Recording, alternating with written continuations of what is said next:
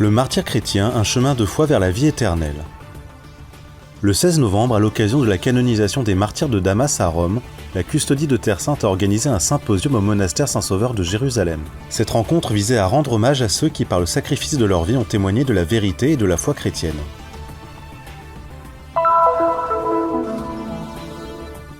À chaque pas, à chaque battement, Saint Nicolas le Pèlerin. Saint Nicolas le Pèlerin, né en Grèce en 1075, a rencontré Jésus à l'âge de 8 ans, recevant de lui la prière du cœur. Saint œcuménique par excellence, il est un exemple pour les pèlerins qui se rendent aujourd'hui à Jérusalem. Sa vie est racontée dans le livre de Monseigneur Natale Albino, diplomate du Saint-Siège.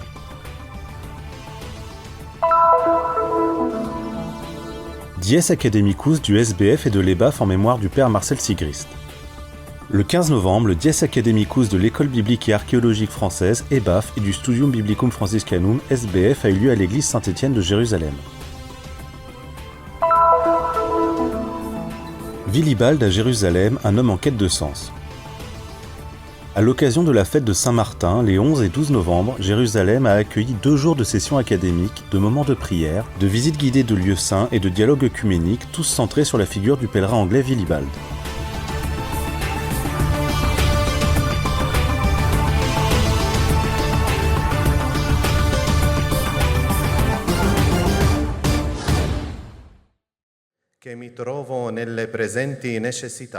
À l'occasion de la canonisation des martyrs de Damas, la custodie de Terre Sainte a organisé un important symposium au couvent Saint-Sauveur de Jérusalem. L'événement, intitulé « Le martyr chrétien, un chemin de foi vers la vie éternelle », a rendu hommage à ceux qui ont sacrifié leur vie pour témoigner de la vérité et de la foi chrétienne. La rencontre, animée par le frère Marwan Dides, a été suivie par le frère Francesco Patton, custode de Terre Sainte, le frère Alessandro Coniglio, le frère Ulysse Zarza, le frère Narcisse Klimas et le père Antoine Douailly de l'église maronite, en présence de nombreux autres prêtres et laïcs.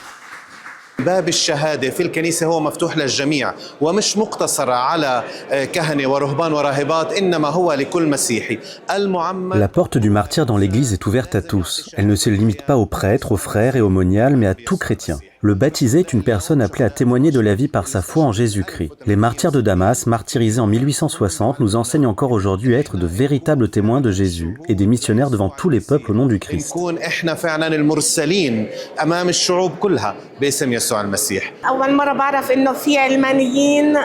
C'est la première fois que j'entends parler de laïcs devenus martyrs dans l'Église. Ils ont travaillé dur et ont lutté jusqu'à atteindre la sainteté. Espérons que Dieu nous donne la force de parvenir nous aussi à la sainteté.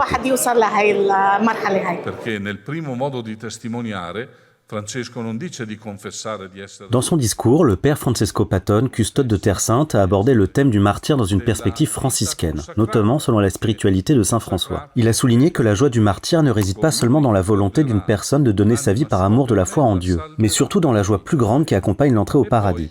Bien entendu, on ne pouvait manquer la participation de l'église maronite à l'événement. Celle-ci a présenté aux frères franciscains l'histoire du martyr des frères Massabki. Au nom de Monseigneur Moussa Al-Haj, évêque maronite de Haïfa et de Terre Sainte, l'économe patriarcal maronite à Jérusalem, le père Antoine Douailly, a abordé dans son discours le sujet du martyr du point de vue de l'église maronite.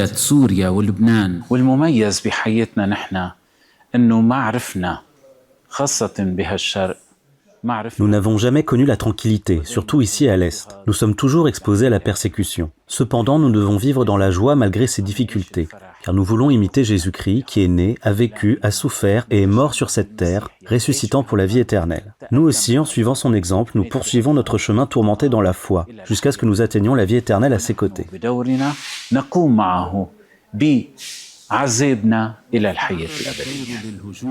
Le frère Narcisse a expliqué la situation historique de l'époque, décrivant les persécutions contre les chrétiens ayant conduit au témoignage des frères franciscains, des frères Massabki et d'autres croyants. Dans son discours sur le martyr dans la foi chrétienne, le frère Alessandro Coniglio a souligné que la Bible nous montrait en quoi le martyr était un reflet de l'image de Jésus-Christ. Le frère Ulysse Zarza a quant à lui parlé du martyr chez les pères de l'Église, qui ont affirmé qu'une personne, à travers sa faiblesse, peut également offrir sa vie au Seigneur, à l'instar de Jésus-Christ.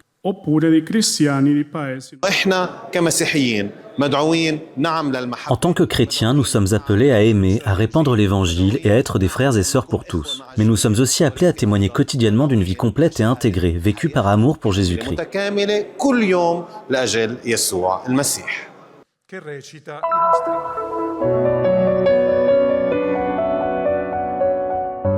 Nicola il Pellegrino è un ragazzo greco dell'XI secolo, nato nel 1075, che quando aveva 8 Nicolas anni le pèlerin est un jeune grec du XIe siècle, né en 1075, qui rencontra Jésus à l'âge de 8 ans et reçut de lui la prière du cœur. Le Seigneur lui a appris à répéter continuellement le Kyrie eleison comme une oraison jaculatoire.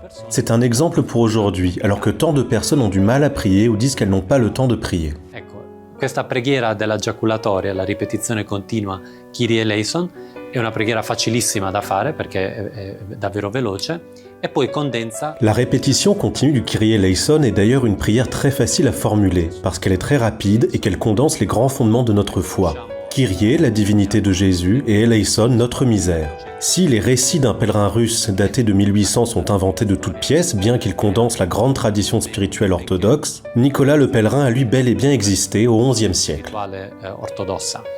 Invece nel caso di Nicola il Pellegrino noi stiamo parlando di una persona dell'XI secolo che è realmente esistita. Mentre in Oriente vi sono tantissimi santi che hanno vissuto in questa maniera, tandis qu'en Orient, de nombreux saints ont vécu de cette manière, en pratiquant la prière de Jésus tous les jours de leur vie, en Occident, en revanche, Saint Nicolas est le seul saint que l'on puisse qualifier d'apôtre de la prière du cœur. Cette expérience profonde, bien que petite, l'a marqué. Il l'a portée partout en Grèce, puis dans le reste de l'Europe. L'ha portata ovunque in Grecia e poi ha desiderato portarla anche in Europa. In particolare, all'età di 16 anni, ha voluto iniziare un grande pellegrinaggio verso Roma. En particulier, à l'âge de 16 ans, il a voulu entreprendre un grand pèlerinage à Rome pour vénérer les tombes des apôtres Pierre et Paul. Un choix décidément singulier à l'époque, car issu d'un milieu grec orthodoxe, c'était pour lui un voyage de foi qui, sans le vouloir explicitement, unissait les deux parties de la Méditerranée séparées. Univa, ecco, le due parti del Mediterraneo che in quel momento si andavano, diciamo così, separando. Questo suo grande pellegrinaggio verso Roma lo ha portato a Otranto e poi Ce grand pèlerinage vers Rome le conduisit à Otrante, puis dans d'autres villes des Pouilles où il mourut, à Trani, des suites des coups et des difficultés du voyage et des nombreuses incompréhensions qu'il avait subies au cours de ses pérégrinations. Le pape Urbain II, le bienheureux Urbain II, voulut le canoniser en 1099, lors d'une des premières canonisations de l'histoire par le pape, car jusqu'alors il n'était pas de la compétence strictement pontificale de proclamer une personne sainte. Il a ainsi été vénéré comme saint par les catholiques pendant plus de 9 siècles. Non era di competenza prettamente pontificia la proclamazione a santo di una persona. È stato venerato santo dai cattolici ed è rimasto tale per circa 9 secoli. Nel 2023 gli ortodossi greci d'Italia, della metropolia greco-ortodossa d'Italia... Puis en 2023, les Grecs orthodoxes d'Italie l'ont inclus dans leur calendrier liturgique et l'ont donc admis dans le culte des fidèles grecs orthodoxes. Saint Nicolas le Pèlerin est donc aujourd'hui l'un des rares saints à être vénéré à la fois par les catholiques et les orthodoxes depuis le schisme de 1054. Ainsi, sans le vouloir, il est devenu un signe d'unité entre orthodoxes et catholiques.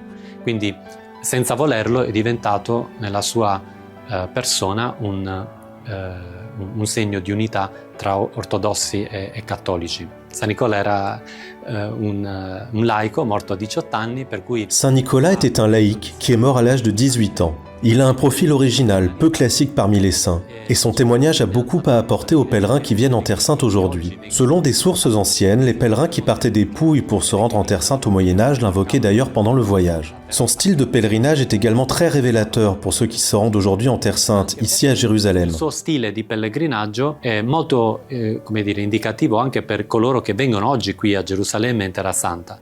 La sua percezione del cammino era... Sa perception du voyage était l'opportunité pour lui de marquer chaque pas, chaque battement de la présence du Seigneur, en pensant toujours à lui et en se convertissant à lui à chaque instant de sa vie. Attendosi a lui in ogni momento della propria vita.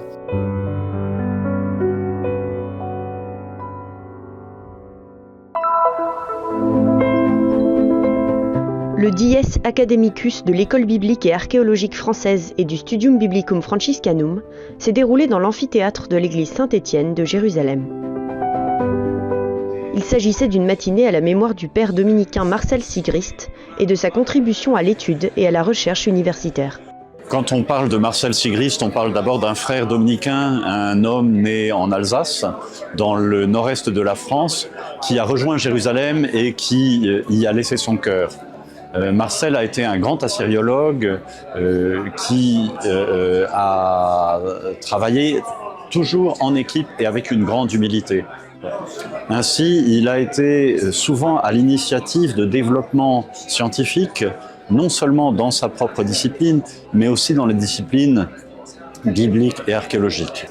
C'est le propre des grands hommes, c'est de partager leur humanité avec le reste de l'humanité. Uri Gabay, de l'Université hébraïque de Jérusalem, s'est exprimé sur le thème « Le monothéisme biblique à la lumière des sources mésopotamiennes anciennes », un sujet très étudié par le père Marcel Sigrist. La Bible a été écrite dans un contexte d'ancienne culture et de religion du Proche-Orient avec lequel elle interagit donc naturellement. Elle est en contact avec elles, avec leur littérature, elle subit leurs influences linguistiques. Donc, pour comprendre le contexte de la Bible, les circonstances historiques dans lesquelles elle a émergé, il faut aussi connaître le Proche-Orient et étudier ses cultures anciennes. Il est essentiel, je le répète, de connaître le monde dans lequel la Bible s'est épanouie et avec lequel les auteurs de la Bible sont entrés en contact.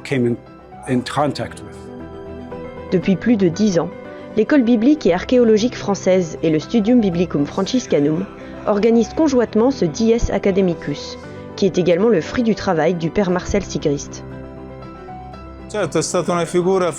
L'action du père Sigrist a été fondamentale dans la promotion de la collaboration entre nos institutions qu'il a toujours soutenue. Cette présentation a permis de dresser le portrait d'un homme ouvert, y compris dans sa remarquable production scientifique, que beaucoup d'entre nous n'ont découverte que maintenant. Nous l'avons ressenti comme un véritable frère, toujours amical et accueillant. Malgré la guerre, les deux institutions n'ont jamais interrompu leurs activités, et de nouveaux étudiants se sont inscrits aux cours de licence et de doctorat en études bibliques et archéologiques offerts par le Studium et l'école. Nous avons tous été agréablement surpris de constater que le nombre d'inscrits était supérieur à celui de l'année dernière. Derrière ce résultat, il y a la main de la Providence, je le dis franchement. Le Studium est de plus en plus connu et je crois qu'il est de plus en plus apprécié pour ceux qui l'offrent. Les étudiants ont des contacts avec des amis, des collègues, ils échangent des expériences, des opinions. Ils parlent de cette institution dans laquelle ils étudient ou ont étudié, ce qui constitue une véritable publicité pour nous.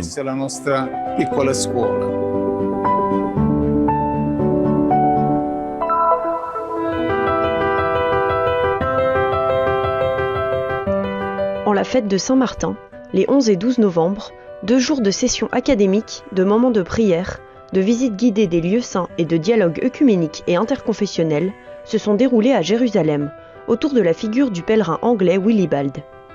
Moine bénédictin, puis évêque en Allemagne, il représente une figure clé du monachisme occidental. Ce pèlerin Willibald, qui a séjourné ici entre 724 et 726 après Jésus-Christ, a fait l'objet de ma thèse il y a de ça plusieurs décennies. Il s'est d'abord rendu à Rome avant de venir en Terre Sainte où il a visité les lieux saints, puis il est devenu évêque en Allemagne. Nous célébrons aujourd'hui le 11 novembre le 1300e anniversaire de son arrivée à Jérusalem, le jour de la Saint-Martin. Au cours des 2 années qu'il a passées ici, il nous a laissé une description précise des lieux saints. À cette occasion, nous avons créé un événement susceptible de rassembler des chrétiens de différentes confessions. Nous savons qu'en ces temps de guerre et de conflits, Jérusalem traverse une période difficile et tout le monde a besoin de ce genre d'événement. Willibald nous donne l'exemple d'un homme que l'on pourrait qualifier de proto-européen. Il a quitté l'Angleterre pour se rendre à Rome, a vécu à Constantinople, puis à Jérusalem, puis à Monte Cassino, pour finalement devenir évêque en Allemagne. Nous ne pouvons que valoriser cette figure dans notre dialogue œcuménique et interconfessionnel.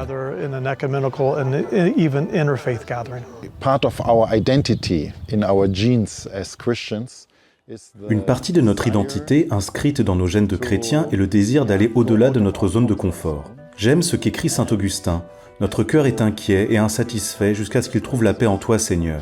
Le pèlerinage en Terre Sainte, ce contact avec les lieux de Jésus-Christ et de la Bible est une voie privilégiée pour découvrir et accueillir notre recherche de Dieu. C'est une voie ancienne et bonne au sujet de laquelle nous disons « Bienvenue à tous ceux qui sont prêts à sortir de leur zone de confort pour chercher Dieu de cette manière très concrète. »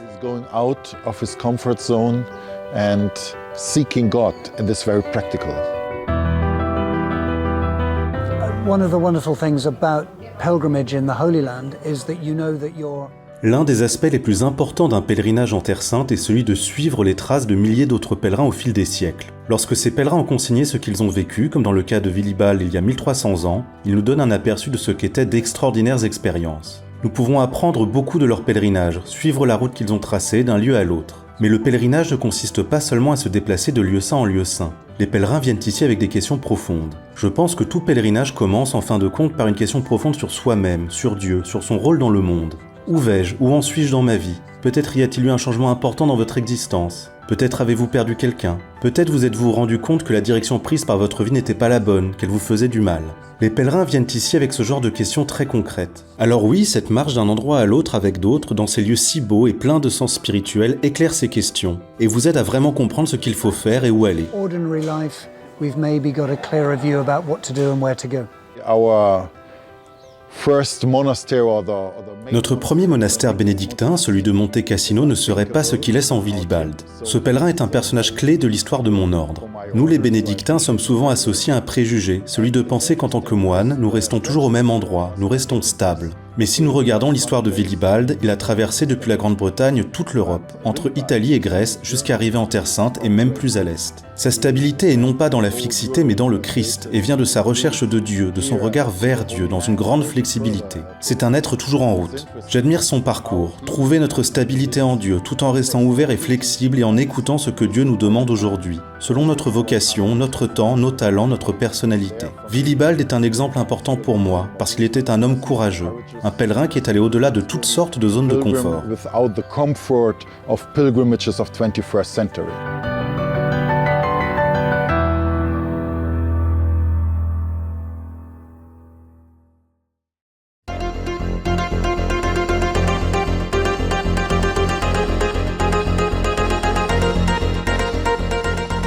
L'Église orthodoxe a célébré la fête de Saint-Georges le 16 novembre dans l'église qui porte son nom au cœur de la ville de Lod.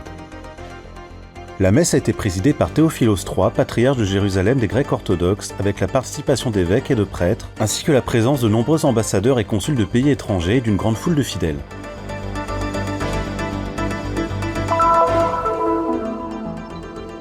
Fête patronale de Sainte Élisabeth, un exemple de foi, de justice et de charité. Le dimanche 17 novembre, dans la chapelle de l'Enfant Marie à Jérusalem, les sœurs franciscaines filles de Sainte Élisabeth ont célébré leur fête patronale. La messe a été présidée par le frère Francesco Patton, custode de Terre Sainte, et concélébrée par les frères de la Custodie. Un moment de fraternité et de partage en cœur avec cette communauté religieuse qui, par son charisme et sa mission, est engagée dans divers services.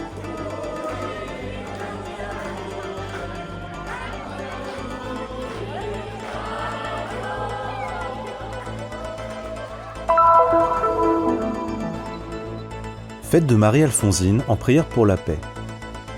Le mardi 19 novembre, en l'église Notre-Dame du Rosaire à Jérusalem, Monseigneur William Chomali, vicaire patriarcal, a présidé la messe en l'honneur de Sainte Marie-Alphonsine, religieuse palestinienne et fondatrice de la congrégation des Sœurs du Rosaire. La célébration eucharistique a également été un temps de prière pour demander le don de la paix pour la Terre Sainte.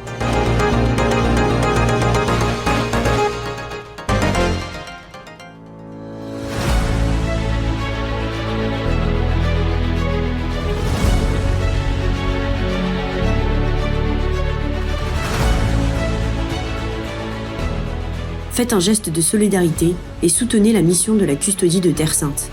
Le Christian Media Center diffuse la bonne nouvelle du Christ en faisant connaître au monde la spiritualité des lieux saints et la vie des chrétiens locaux. Votre contribution nous aidera à porter toujours plus loin l'annonce du Seigneur ressuscité aux hommes et aux femmes de toutes les langues et de toutes les nations. Pour nous aider, il vous suffit de scanner ce QR code. Votre choix fait la différence.